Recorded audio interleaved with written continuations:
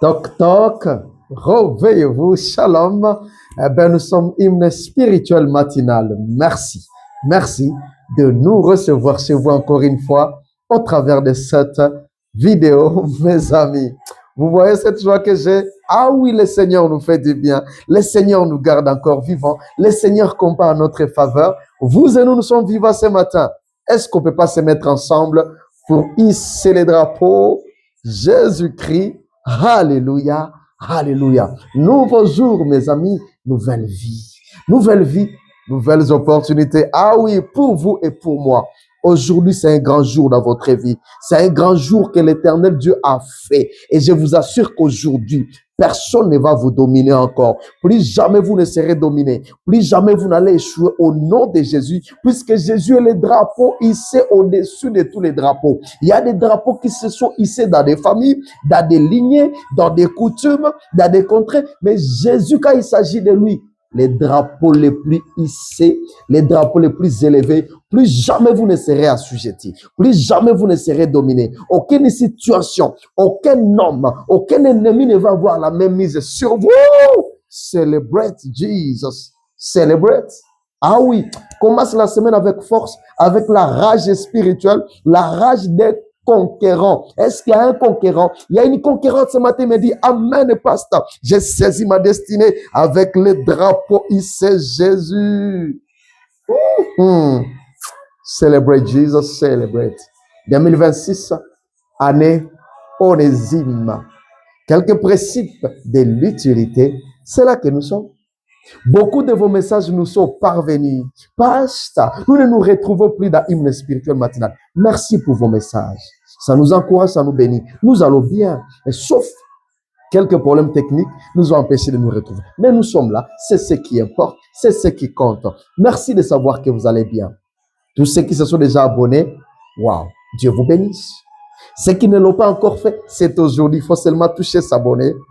Il faut aimer, il faut partager, mais aussi commenter. Sur TikTok, commenter. Sur YouTube, commenter. Sur Facebook, commenter. Ça nous encourage, mais aussi partager à d'autres personnes. Celebrate. Jesus. Celebrate. Wow. Mes amis, quelques principes de l'utilité. Et là, nous étions en train de parler de ce que nous sommes en train de parler de la bravoure, mais l'Esprit nous a conduit à d'abord balayer ce que la bravoure n'est pas. Alors, allons-y, serrons nos ceintures. Gloire au Seigneur. L'impolitesse, la criosité et la précipitation, mais aussi beaucoup d'autres éléments que nous n'avons pas mentionnés, mais que vous pouvez allonger, vous pouvez ajouter à la liste, sont souvent les choses que nous confondons avec le courage, avec la bravoure. L'Esprit nous a permis de citer quelques éléments, mais vous pouvez ajouter beaucoup d'autres choses que nous confondons le plus souvent avec la bravoure. Or, cette année, Dieu ne veut pas que vous ratiez votre utilité. Ma sœur, ne rate pas ton utilité. Mon frère, si tu ne vis pas utile, personne ne le vivra à ta place. Ah oui, le Saint-Esprit est clair, nous sommes en train d'insister. Toi qui tombes sur cette vidéo, Dieu veut que tu vives utile. Merci, Saint-Esprit de Dieu. Alléluia. Alors, mes amis, vous allez nous permettre maintenant, permettez maintenant que nous puissions revenir sur la bravoure elle-même. Comme l'un des principes de l'utilité. Content, n'est-ce pas? Vous attendiez ce moment. Nous revenons maintenant sur la bravoure, sur le courage lui-même, comme l'un des éléments de l'utilité. Je vais vivre utile au nom de Jésus. Je sors du côté des inutiles. Je suis un homme utile. Je suis une femme utile. Je suis dans le ministère. Je suis utile. Je suis dans le commerce. Je suis utile. Je fais je ne sais pas quoi. Je suis dans l'art. Je suis dans un métier. Je suis un homme utile au nom de Jésus. Utile dans cette société. Utile dans cette famille. Utile au nom de Jésus-Christ. Que tout ce qui empêchait ton utilité, tout ce qui t'a voilé pour que tu ne sois pas utile, soit brisé au nom de Jésus-Christ. C'est ce matin, oui. Ces choses nous sommes en train de parler, ce n'est pas pour demain. Je ne veux pas que tu vois comme si c'est demain. Tu commences maintenant à vivre utile au nom de Jésus. Tu es en Europe, tu es en Asie, tu es, je ne sais pas, aux États-Unis, tu es en Afrique, peu importe l'endroit où tu es, sois utile au nom de Jésus. C'est ce que Dieu nous veut. Alléluia. Parlons de la bravoure maintenant elle-même. Waouh. Tu veux vivre utile, mon frère, ma soeur? Sois brave. Sois brave. N'attends pas demain. Le Saint-Esprit clair, sois brave. L'heure de la bravoure a sonné. Lève-toi le matin. Sois brave dans ce que tu fais. Sois courageuse. Sois courageux dans ce que tu fais, mon frère, ma soeur, toi qui me regardes. Sois brave. Alléluia. Retournons dans l'histoire d'Onésime, dans Colossiens 4, le verset 9, notre texte de base de l'année, mes amis, qui dit ceci: je l'envoie avec Onésime, le frère fidèle et bien-aimé, qui est de vôtre. Ils vous informeront de tout ce qui se passe ici. Oh, oh. Je nous avais dit que ce passage va nous accompagner jusqu'à la fin de cette année. Merci, Saint-Esprit de Dieu. Alléluia. Nous retournons encore une fois dans cette histoire. Nous avons dit que ça dénote des courages énormes pour Onésime d'accepter revenir à Colosse. Ça dénote d'une bravoure pour cet homme d'accepter de revenir à Colosse, sachant qu'il y était sûrement attendu par de nombreux justiciers autoproclamés. Si vous avez suivi la toute première émission, vous comprenez. Il était attendu par les gens qui s'étaient autoproclamés, que, comme beaucoup d'autres esclaves étaient attendus. S'il arrivait, il y avait les gens dans des rues qui étaient autoproclamés, des justiciers. Donc, il savait qu'il y était attendu par les justiciers autoproclamés. Dès qu'il se pointe à Colosse, toi, tu avais volé, tu es un voleur, on va te jeter en prison. Il savait qu'il était attendu. Mais accepter de revenir, ça dénote de la bravoure. C'est là que nous sommes en train de partir. Alléluia.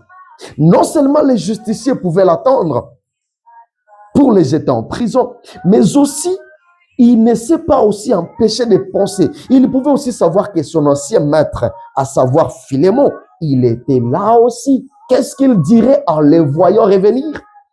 Il a volé dans la maison de cet homme.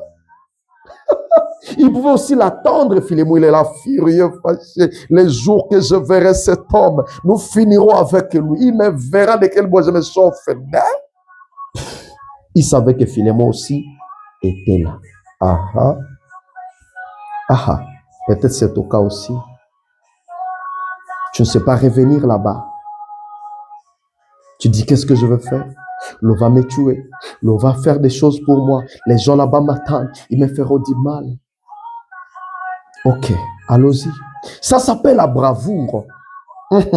Pas dans le sens où nous pouvons les confondre avec la force motrice qui peut casser les choses. Il y a les gens qui disent, je suis courageux parce qu'ils ont la force, ils ont des biceps, ils ont des muscles, la force motrice qui peut casser les choses, qui peut briser les murs. Ça s'appelle la bravoure, pas dans ce sens-là. Ce qu'Onésime est en train de faire, ce n'est pas une force motrice d'aller casser les choses, d'aller taper les gens. Non, non, non. Waouh! Ça s'appelle la bravoure. Plutôt une bravoure dans le sens de je ne me soucie pas de ce que. Je ne me soucie pas trop de ma réputation. Parce que là, à Colosse, sa réputation est mise à jeu. Les gens parlent de ce qu'il avait fait, ce qui s'était passé. Alors, la bravoure dans le sens de je m'en fous de ce que les gens sont en train de dire. Je m'en fous de ma réputation. Je me contente de mon caractère. C'est ce que ça signifie, ce courage ici. Je me contente de mon caractère. Alléluia. Donc, je me contente du vrai moi maintenant, ici. Alléluia. Pour simplifier ceci, mes amis, nous disons que la vie, le courage ici signifie que la vie du public m'importe moins. C'est ce qu'Onésime s'est dit. Quand il accepte de revenir, la vie du public, la vie de mon ancien maître Philémon, la vie des justiciers, la vie des gens qui m'ont connu là-bas, m'importe moins. Je donne place au vrai moi. Je donne place au vrai moi, Onésime. Ce matin, je suis en train de t'interpeller pour être utile, vivre utile dans ce monde. Donne place au vrai toi. Et c'est ce matin maintenant. Donne place au vrai toi. Alléluia. Mes amis, Onésime, il fait montre de la bravoure. C'est-à-dire, il manifeste de la bravoure, mes amis. La bravoure dans le sens de notre message que le Saint-Esprit nous a donné. La bravoure dans le cas de notre message, c'est-à-dire la bravoure ici, c'est le fait de cesser de faire semblant. Il y a un frère qui est en train de faire semblant avec sa vie. Il y a une sœur qui continue dans les semblants. Selon la vie du public, les gens vont dire, les gens diraient.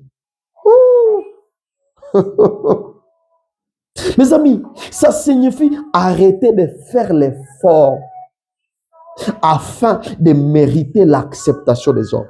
Arrêtez de faire l'effort pour que les gens nous acceptent, pour que les gens nous valident. C'est ça la bravoure dont nous sommes en train de parler. C'est-à-dire que tu cesses de faire les efforts pour que les gens puissent t'accepter. Il s'agit plutôt de se présenter tel que l'on est. Les gens te considèrent sale. Les gens te considèrent que tu n'es pas capable. Les gens te considèrent que toi, tu es pécheur. Les gens te considèrent, oui, cette année, Dieu veut que tu te présentes tel que tu es. Et d'ailleurs, c'est comme ça que Christ se présente à nous. Il nous appelle tel que nous sommes. Pendant que les hommes veulent que tu fasses des efforts, lui dit, viens tel que tu es. Ce matin, Dieu t'appelle tel que tu es. Présente-toi tel que tu es. Quelle joie, bien-aimé, de nous présenter tels que nous sommes, avec nos infirmités, avec notre background du passé, avec l'expérience noire. C'est de la bravoure, mes amis. C'est que cet homme est en train de nous montrer ici. Waouh! Mes amis, par des circonstances d'autrefois, Onésime s'était retrouvé voleur. Cela s'est collé à lui comme une étiquette. Il est parti à Rome, il a laissé derrière lui l'étiquette d'un voleur, un esclave voleur. Et tout le monde qui pouvait le croiser désormais pouvait dire, voilà, l'esclave voleur. Onésime, l'esclave voleur. Tout le monde qui pouvait le croiser pouvait dire cela facilement de lui. Et tout le monde, mes amis, qui pouvait le voir, pouvait dire cela de lui. Mais ce n'est pas ce qu'il était réellement. Qui es-tu, si je posais la question? Qui es-tu réellement? Est-ce que ce matin, quelqu'un peut prendre une seule seconde avec soi-même devant la table? Tu te prends, tu te mets à la table. Fais un rendez-vous avec toi-même. Pose-toi des questions. Qui suis-je réellement? Mets-toi à la table. Alléluia. On lui a collé les étiquettes. Il n'était pas réellement cela, mes amis. Ouh! La bravoure, c'est refuser de vivre sous des étiquettes nous coller dessus par les expériences du passé. Il y a une sœur ici qui est en train de vivre sous les étiquettes des expériences du passé. Ça te demande la bravoure ce matin et le courage de refuser ces étiquettes. Brise ces étiquettes ce matin. Il y a un frère qui doit briser les étiquettes ce matin. Je crois que ce message est en train de parler. Le Saint-Esprit parle à un frère, parle à une sœur ce matin. Alléluia. Nous devenons utiles, mes amis, lorsque nous pouvons montrer à notre entourage qu'il ne doit pas continuer à nous nommer comme cela lui semble bon. Nous devenons courageux et braves, utiles, lorsque nous pouvons montrer à la société. Nous disons à l'entourage, nous disons à la famille, nous disons aux enseignants, nous disons aux amis de cesser de nous coller les étiquettes comme bon cela lui semble. On te colle cette étiquette, on dit toi comme tu te vois là-bas, tu vas finir dans cette vie, tu es comme ça. Et tu acceptes cela. Non, nous devenons utiles car nous pouvons nous lever et dire non, vous pouvez arrêter de me coller ces étiquettes ici.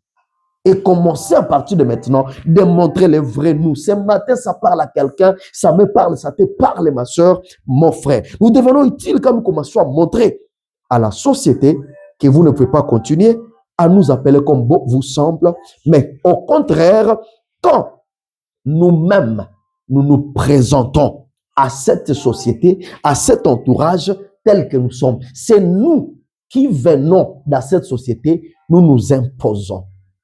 Nous venons, nous nous présentons tels que nous sommes. Nous disons non, je suis un homme béni. Je suis un enfant de Dieu. Je suis un homme prospère. Je suis un pasteur choisi par l'Éternel. Je vais réussir dans ces projets. Je vais réussir dans ces études. Ce mariage me vaut bien. Ce mariage est à moi. Cette santé, c'est la bonne, est à moi. Les richesses sont à moi. La valeur est à moi. La puissance est à moi. Ce ministère que j'ai commencé, je vais réussir. C'est quand nous-mêmes, nous venons nous présenter tels que nous sommes, au lieu de nous laisser cacher sous les masques, les étiquettes que la société nous donne. Alléluia. Ça bénit quelqu'un ce matin. Que c'est révoltant. Alléluia. Onésime enlève l'étiquette voleur esclave. Il accepte de revenir là où on lui a collé cette étiquette-là, c'est-à-dire à Colosse. Et quand il est en train de revenir, mes amis, il revient. Le seul langage dans sa bouche pendant qu'il est en train de revenir avec la lettre à sa main, c'est que je suis Onésime. Je suis fidèle. Je suis le bien-aimé de l'Éternel. Je suis choisi par Dieu. Moi que vous voyez, je suis un homme utile. Ça bénit quelqu'un. Est-ce que tu peux te lever ce matin pendant que tu vas au travail? Là où tu n'acceptes pas. Dans ces foyers là où ça ne va pas. Là, commence à parler de je suis utile. Je mérite dans cette place. Je mérite la promotion. Je mérite la vie, moi. Pas la mort. Je mérite la réussite. Le succès est à moi. La gloire est à moi. La force est à moi. Au nom de Jésus, tu le proclames ce matin. C'est là que nous sommes. Je mérite d'implanter ce ministère. C'est moi que Dieu a choisi. Mon identité, c'est ce qui est vrai à l'Éternel et c'est ce que je connais de moi. C'est ce qu'Onésime nous enseigne. Je suis bien-aimé, je suis utile. Onésime, mais tu es en train de dire que tu es utile. Mais qui t'a dit ça? Ok, vous ne me l'avez pas montré, vous me l'avez caché, vous m'avez collé l'étiquette de voleur esclave, mais je l'ai appris moi-même par la puissance du Saint-Esprit. Quand on te pose la question, qui t'a dit que tu es utile? Qui t'a dit que c'est toi qui vas te marier? Qui t'a dit que tu es enfant de Dieu? Qui t'a dit que tu es en marche pour le ciel? Qui t'a dit que tu as la vie abondante? Tu dis le Saint-Esprit qui est en moi, qui crie en bas, Père à moi. Il me convainc que je suis enfant de Dieu, que je suis ici pour la réussite. Alléluia. Mes amis, ce matin, quelqu'un va rentrer là où il avait fui. Puisque là, on t'avait collé les étiquettes et tu vis dans la phobie, tu vis dans la peur, quelqu'un ce matin va rentrer là, en train de rentrer comme, retourner comme Onésime, dire Dieu m'a choisi, Dieu m'a donné une mission, j'ai de l'onction sur moi, je suis un homme fort, je suis un homme riche. Rentre là et proclame cela au nom de Jésus. Tu es béni par ce message, partage aux autres. Par la grâce de Dieu, à la prochaine. Bisous, bye bye.